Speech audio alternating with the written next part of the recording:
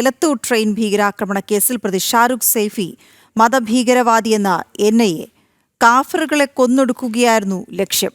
രക്തരൂക്ഷിത ജിഹാദിന് Shahrukh ശ്രമിച്ചെന്നും NIA കോടതിയിൽ അറിയിച്ചു. തീവ്ര ഇസ്ലാം മതപ്രചാരക ഷാരൂഖ് സൈഫി പിന്തുടർന്നു. ഷാരൂഖിന്റെ ജാമ്യാപേക്ഷയെ എതിർത്ത് കോടതിയിൽ നൽകിയ റിപ്പോർട്ടിലാണ് നിർണായക വിവരങ്ങൾ. ജാമ്യാപേക്ഷ കൊച്ചി NIA കോടതി തള്ളി. ജിജീഷ് കരുണാകരൻ ചേർന്ന വിവരങ്ങളുമായി. ജിജീഷ്, ഈ ജാമ്യാപേക്ഷ തള്ളുന്ന സാഹചര്യം NIA കോടതിയിൽ നൽകിയ റിപ്പോർട്ട് തന്നെയാണ്. പക്ഷേ അതിൽ പറയുന്നത് വളരെ പ്രാധാന്യമുള്ള ഞെട്ടിപ്പിക്കുന്ന കാര്യങ്ങളാണ്. വിവരങ്ങൾ എന്താണ്?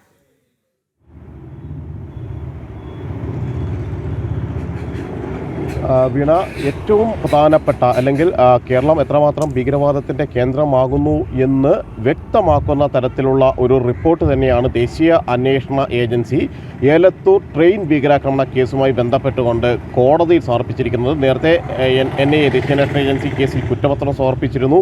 ഈ കുറ്റപത്രം സമർപ്പിച്ചതിന് ശേഷം വിചാരണ നീളുന്നു. അതുകൊണ്ട് തനിക്ക് ജാമ്യം വേണമെന്നാവശ്യപ്പെട്ടുകൊണ്ടാണ് ന്യൂഡൽഹി സ്വദേശിയായ ഷാരൂഖ് സൈഫി ഇവിടെ ആക്രമണം നടത്തിയ, ട്രെയിനിൽ ഭീകരാക്രമണം നടത്തിയ, തീവയ്പ് നടത്തി 3 പേരുടെ മരണത്തിനിടയാക്കിയ ഷാരൂഖ് സൈഫിയുടെ ആവശ്യം.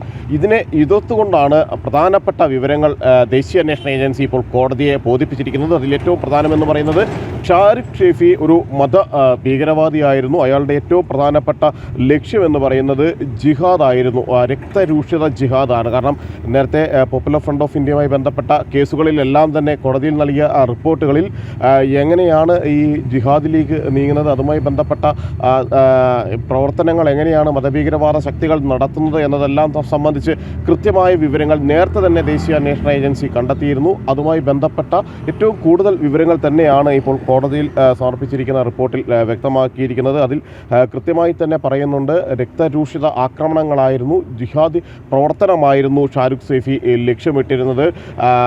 മറ്റ് കാഫിറുകളെ, അതായത് വിശ്വാസികളല്ലാത്ത ആളുകൾ, ഇസ്ലാം മത വിശ്വാസികളല്ലാത്ത ആളുകളെ ഉന്മൂലനം ചെയ്യുക എന്ന ഒരു ലക്ഷ്യത്തോട് തന്നെയാണ് ഇയാൾ ഭീകരാക്രമണ പദ്ധതി ആസൂത്രണം ചെയ്തത്, ഷാരൂഖ് സൈഫി ആസൂത്രണം ചെയ്തത് എന്ന വിവരം കൂടി ദേശീയ അന്വേഷണ ഏജൻസി കൈമാറുകയും ചെയ്യുന്നുണ്ട്. അത്തരം പ്രധാനപ്പെട്ട വിവരങ്ങൾ കൈമാറിക്കൊണ്ട് തന്നെയാണ്, മാത്രമല്ല തീവ്ര ഇസ്ലാം മത പ്രചാരകരെ ഇയാൾ തുടർച്ചയായി തന്നെ പിന്തുടർന്നിരുന്നു എന്ന കാര്യമാണ് ചൂണ്ടിക്കാണിക്കുന്നത്. അതിൽ സാക്കിർ നായിക് അടക്കമുള്ള തീവ്രമത പ്രഭാഷകരെയായിരുന്നു ഇയാൾ തുടർച്ചയായി കേട്ടുകൊണ്ടിരിക്കുകയും അതിൽ നിന്ന് ആവേശം ഉൾക്കൊണ്ടുകൊണ്ട് അല്ലെങ്കിൽ അത് ഉൾക്കൊണ്ടുകൊണ്ടുള്ള നീക്കങ്ങളും പ്രവർത്തനങ്ങളിലും വ്യാപൃതരാവുകയും ചെയ്തു. അങ്ങനെയാണ് 2023 ഏപ്രിൽ 2-ന് ട്രെയിൻ ഭീകരാക്രമണം നടത്തുന്നത് എന്നാണ് ദേശീയ അന്വേഷണ ഏജൻസി വ്യക്തമാക്കുന്നത്. ആസൂത്രിതമായി തന്നെയാണ് ഇയാൾ ഈ കമ്പാർട്ട്മെൻറ്റിൽ കയറുന്നതിന് മുമ്പ്, ഈ കേരളത്തിലേക്ക് എത്തുന്നതിന് മുമ്പ് തന്നെ എവിടെയെല്ലാം ആക്രമണങ്ങൾ നടത്താം, എവിടെയെല്ലാം കൃത്യമായി തന്നെ പദ്ധതികൾ ആസൂത്രണം ചെയ്യാം എന്നത് സംബന്ധിച്ച് ഒരു രൂപരേഖ ഇയാൾ തയ്യാറാക്കിയിരുന്നു. ആ വിവിധ സ്ഥലങ്ങളെ സംബന്ധിച്ചുള്ള ഒരു രൂപരേഖയായിരുന്നു തയ്യാറാക്കിയിരുന്നത്. അവിടങ്ങളിലെല്ലാം തന്നെ എത്തുകയായിരുന്നു പ്രധാനപ്പെട്ട ലക്ഷ്യം. എന്നാൽ ഈ ഒരു ആക്രമണത്തിന് ശേഷം ഒളിവിൽ പോയ ഇയാളെ ഷാരൂഖ് സൈഫിയെ പിന്നീട് മഹാരാഷ്ട്ര ATS പിടിച്ച് കേരള പോലീസിന് കൈമാറി തുടർന്ന് ദേശീയ അന്വേഷണ ഏജൻസിയുടെ അന്വേഷണത്തിലേക്ക് എത്തുകയും എല്ലാം ചെയ്തു.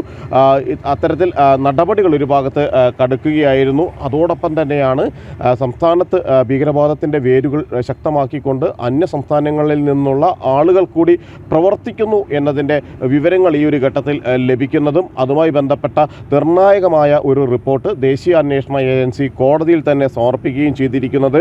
ഇതിൽ കാഫിറുകളെ കൊന്നൊടുക്കുക എന്ന് പറയുന്നത് അത് തീവ്ര മതചിന്തയുടെ ഒരു ഭാഗമായിട്ട് തന്നെയാണ് ഇയാൾ ഒരു കണക്കാക്കിയിരുന്നത്. അല്ലെങ്കിൽ അത്തരത്തിലുള്ള നിരന്തരമായ പ്രസംഗങ്ങൾ കേട്ടതിനെ തുടർന്നാണ് അങ്ങനെയൊരു ആശയത്തിലേക്ക് ഇയാൾ മാറിയത് എന്നാണ് വ്യക്തമാകുന്നത്. അത് സംബന്ധിച്ചെല്ലാമുള്ള കൃത്യമായ വിവരങ്ങൾ ഇപ്പോൾ ദേശീയ അന്വേഷണ ഏജൻസിക്ക് ലഭിക്കുകയും ചെയ്തിട്ടുണ്ട്. ഒപ്പം തന്നെ തീവ്ര മതപ്രചാരകരെ ഒരാളെ മാത്രമല്ല, ഇപ്പോൾ ഇതുമായി ബന്ധപ്പെട്ടുകൊണ്ട് സാക്കിർ നായിക്കിനെ പിന്തുടർന്നു എന്ന് പറയുമ്പോൾ തന്നെ പാകിസ്ഥാനിലെ ചില മതഭീകരവാദികളെയും ഇയാൾ കൃത്യമായി പിന്തുടരുന്നു, അവരുടെ പ്രസംഗങ്ങൾ കേട്ടിരുന്നു എന്നുകൂടി ദേശീയ അന്വേഷണ ഏജൻസി വ്യക്തമാക്കുന്നുണ്ട്. അങ്ങനെ പാകിസ്ഥാൻ്റെ ഭീകരവാദികളെ പിന്തുണയ്ക്കുകയും അവർക്ക് വേണ്ടി അല്ലെങ്കിൽ അവരുടെ പ്രഭാഷണങ്ങൾ കേട്ടും അവരുടെ പ്രഘോഷണങ്ങൾ കേട്ടുമെല്ലാം തന്നെ അതിലേക്ക് ആകൃഷ്ടനായി അത്തരം ഭീകരവാദ പ്രവർത്തനങ്ങളുടെ ഭാഗമായി മാറുകയായിരുന്നു ഇയാൾ ഷാരൂഖ് സൈഫി എന്ന് തന്നെയാണ് വ്യക്തമാകുന്നത്. ഇതെല്ലാം സംബന്ധിച്ച് നിർണായകമായ വിവരങ്ങൾ തങ്ങൾക്ക് ലഭിച്ചിട്ടുണ്ട്.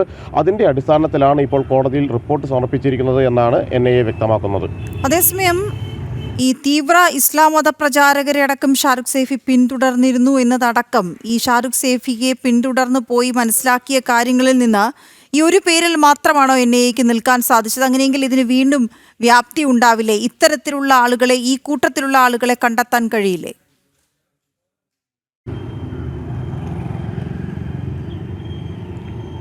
വീണ, നിലവിൽ ദേശീയ അന്വേഷണ ഏജൻസി NIA വ്യക്തമാക്കുന്നത് ഷാരൂഖ് സേഫി മാത്രമാണ് പ്രതി. തങ്ങൾ വിശദമായി തന്നെയുള്ള അന്വേഷണം നടത്തി മറ്റാരുടെയെങ്കിലും പങ്കാളിത്തം കണ്ടെത്താൻ കഴിയുന്ന രീതിയിലേക്ക്, അല്ലെങ്കിൽ ഒരു ആസൂത്രിതമായി പ്രതി നടത്തിയ ഭീകരാക്രമണം എന്ന നിലയിലല്ല, ഒറ്റയ്ക്കെടുത്ത ഒരു തീരുമാനം, ഒറ്റയ്ക്ക് ഭീകരവാദ ആശയങ്ങളിൽ ആകർഷണമായി നടത്തിയ ഒരു വലിയ ആക്രമണം എന്ന കാര്യമാണ്. കാരണം പ്രതി ഇപ്പോൾ ജാമ്യാപേക്ഷയിൽ ചൂണ്ടിക്കാണിച്ച കാര്യമെന്ന് പറയുന്നത് അവിടെ തൻ്റെ ആക്രമണത്തിലല്ല ആരും കൊല്ലപ്പെട്ടത്. ട്രെയിൻ തീ പിടിച്ചപ്പോൾ അതിൽ നിന്ന് പുറത്തേക്ക് ചാടിയ 3 പേരാണ് കൊല്ലപ്പെട്ടത്. 9 പേർക്ക് പരിക്കേൽക്കുകയും എല്ലാം തന്നെ ചെയ്തത്. അതുകൊണ്ട് തന്നെ താൻ ഒരു ആക്രമണത്തിന് നേതൃത്വം നൽകിയിട്ടില്ല, അതുകൊണ്ട് ജാമ്യം നൽകണം. ഈ കേസിൽ വിചാരണ അനന്തമായി നീളുമ്പോൾ തനിക്ക് ജാമ്യം നിഷേധിക്കപ്പെടുന്നത് നീതി നിഷേധമാണ് എന്നെല്ലാമുള്ളൊരു വാദങ്ങളായിരുന്നു ഇയാൾ ഉയർത്തിയിരിക്കുന്നത്. അതേ ഘട്ടത്തിൽ തന്നെയാണ് NIA വ്യക്തമാക്കുന്നത് ഈ കേസിൽ സമഗ്രമായ ഒരു അന്വേഷണം തങ്ങൾ പൂർത്തിയാക്കിയിട്ടുണ്ട്. എല്ലാ ഘടകങ്ങളുമായി ബന്ധപ്പെട്ട് അന്വേഷണമാണ് പൂർത്തിയാക്കിയിരിക്കുന്നത്. ഇയാളെ വിശദമായി തന്നെ ചോദ്യം ചെയ്തു. ആ ഒരു ഘട്ടത്തിൽ ഒന്നും തന്നെ മറ്റാർക്കെങ്കിലും ഈ കേസിൽ പങ്കാളിത്തമുണ്ട് എന്ന് വ്യക്തമാക്കുന്ന വിവരങ്ങൾ ലഭിച്ചിട്ടില്ല, തെളിവുകൾ ലഭിച്ചിട്ടില്ല. അതുകൊണ്ട് തന്നെ ഷാരൂഖ് സേഫി എന്ന ഒരു വ്യക്തി മാത്രം നടത്തിയ ആസൂത്രിത ആക്രമണമാണ് എന്നത് തന്നെയാണ് ദേശീയ അന്വേഷണ ഏജൻസി ഇപ്പോഴും ആവർത്തിക്കുകയും ചെയ്തത്. അതുകൊണ്ട് തന്നെ ഈ കേസ് തുടരന്വേഷണം അവസാനിപ്പിച്ചിട്ടുണ്ട്. എന്നാൽ ഇതുമായി ബന്ധപ്പെട്ട് ലഭിച്ച നിർണായക വിവരങ്ങൾ അത് കോടതിയിൽ സമർപ്പിച്ചുകൊണ്ട് ഉള്ള ഘട്ടങ്ങളിൽ, അല്ലെങ്കിൽ അതുമായി ബന്ധപ്പെട്ട് ശക്തമായി തന്നെ പ്രതിയുടെ ജാമ്യാപേക്ഷയെ എതിർക്കുകയായിരുന്നു ദേശീയ അന്വേഷണ ഏജൻസി. അതേസമയം ജിജീഷ്, രക്തരൂക്ഷിത ജിഹാദിന് ഷാരൂഖ് ശ്രമിച്ചു എന്ന കണ്ടെത്തൽ കൂടി വരുമ്പോൾ അത് ഈ ഒരു എലത്തൂർ ട്രെയിൻ ഭീകരാക്രമണ കേസ് മാത്രമാണോ? വേറെയും പദ്ധതികൾ ഉണ്ടായിരുന്നു ഷാരൂഖിന് എന്ന കാര്യം വ്യക്തമായിട്ടുണ്ടോ NIA-ക്ക്?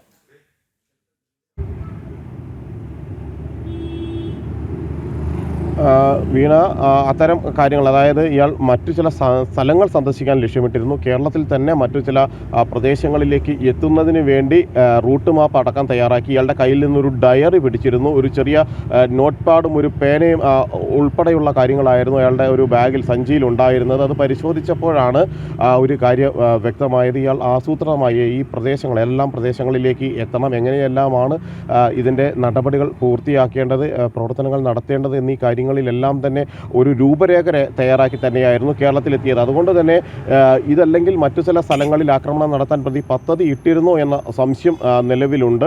എന്നാൽ ദേശീയ അന്വേഷണ ഏജൻസി അത്തരം കാര്യങ്ങൾ കൂടി പരിശോധിച്ചപ്പോൾ വ്യക്തമായത് ഈ ഒരു ആക്രമണം മാത്രമാണ് നടന്നത്. മാത്രമല്ല കേരളത്തിൽ ആരെങ്കിലുമായി ബന്ധപ്പെട്ടിരുന്ന ഫോണിൽ എന്നടക്കമുള്ള കാര്യങ്ങൾ പരിശോധിച്ചിരുന്നു. കാരണം നേരത്തെ പോപ്പുലർ ഫ്രണ്ട് ഓഫ് ഇന്ത്യ ഭീകരവാദ കേസുകളുമായി ബന്ധപ്പെട്ട അന്വേഷണത്തിൽ പ്രതികളിൽ പലരും സംസ്ഥാനത്തിൻ്റെ പല ഭാഗങ്ങളിൽ തങ്ങുന്ന ആളുകളുമായി ആശയവിനിമയങ്ങൾ നടത്തിയതായും അവരുടെ സഹായങ്ങൾ ലഭിച്ചതായും എല്ലാം തന്നെ വ്യക്തമായിരുന്നു.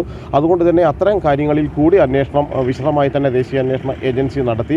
ഇയാൾ ചില ആളുകളുമായി ബന്ധപ്പെട്ടിരുന്നു. അത് ഇത്തരത്തിലുള്ള ഏതെങ്കിലും ഒരു ഭീകരാക്രമണ കേസുമായി ബന്ധപ്പെട്ടല്ല അത്തരം ഒരു ആശയവിനിമയങ്ങൾ നടത്തിയത്. ഇയാൾ ആരോടും തന്നെ ഇത്തരം കാര്യങ്ങൾ പങ്കുവച്ചിരുന്നില്ല. പകരം വലിയൊരു ഭീകരാക്രമണം നടത്തി, ഒറ്റയ്ക്ക് ഭീകരാക്രമണം നടത്തി ഇതിൻ്റെ ഭാഗമായി മാറുക, കാഫറുകളെ കൊന്നൊടുക്കുക, ഒപ്പം തന്നെ ഒരു മത തീവ്രത പ്രചരിപ്പിക്കുക എന്നത് തന്നെയായിരുന്നു ഷാരൂഖ് സേഫിയുടെ പ്രധാനപ്പെട്ട ലക്ഷ്യമെന്ന് വ്യക്തമാവുകയും ചെയ്തു. വളരെ ആസൂത്രിതമായി തന്നെ നടത്തിയ ഒരു ആക്രമണമായിരുന്നു ഈ ഒരു ട്രെയിൻ ഭീകരാക്രമണ കേസുമായി ബന്ധപ്പെട്ട്. മാത്രമല്ല അവിടെ നിന്ന് പുറത്തേക്ക് അതിവേഗത്തിൽ രക്ഷപ്പെടാൻ ഇയാൾക്ക് കഴിഞ്ഞു. പിന്നീട് മഹാരാഷ്ട്ര പോലീസാണ് ഇയാളെ പിടികൂടിയത്.